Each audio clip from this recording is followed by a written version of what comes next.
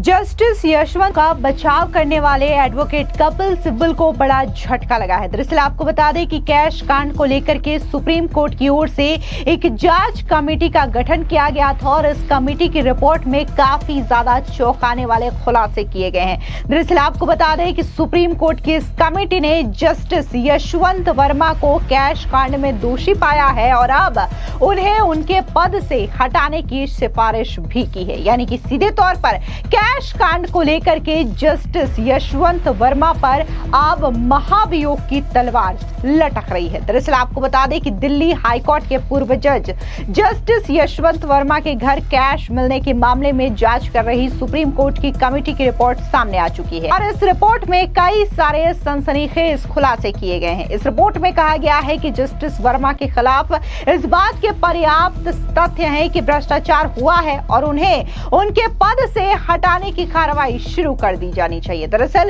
Allahabad high court के justice Yashwant Verma के दिल्ली स्थित सरकारी आवास पर कैश जलने की जांच करने वाली कमेटी को 10 गवाहों ने यह बताया कि उन्होंने वहां जली हुई करेंसी देखी है।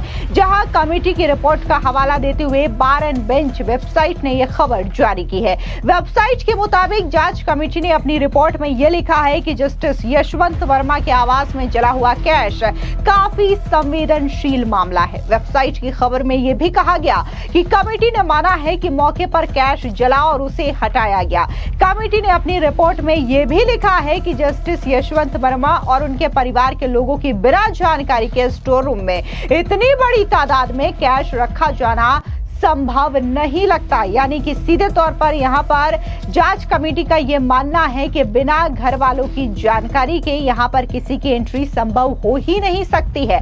बार एंड बेंच वेबसाइट के मुताबिक जस्टिस यशवंत वर्मा के आवास के स्टोर रूम में कैश जलने की घटना के एक गवाह ने कमेटी को यह बताया कि वो जब भीतर गया तो जमीन पर 500 रुपए के जले हुए नोट बड़ी तादाद में बिखरे हुए थे। गवाह ने कमेटी को बताया कि उसने जीवन में इतना सारा कैश पहली बार देखा और अचरज में पड़ गया था। जांच कमेटी ने जस्टिस यशवंत वर्मा की बेटी दिया वर्मा और जज के प्राइवेट सेक्रेटरी राजिंदर सिंह कार्की की भूमिका पर भी पड़ताल की है। कहा जा रहा है कि राजिंदर सिंह ने आग बुझाने वालों से कहा कि वे कैश जलने की जानकारी अपनी रिपोर्ट में ना दे। साथ ही अगले दिन जस्टिस यशवंत वर्मा के आवास के स्टोर रूम को साफ कराने का भी उन पर आरोप है।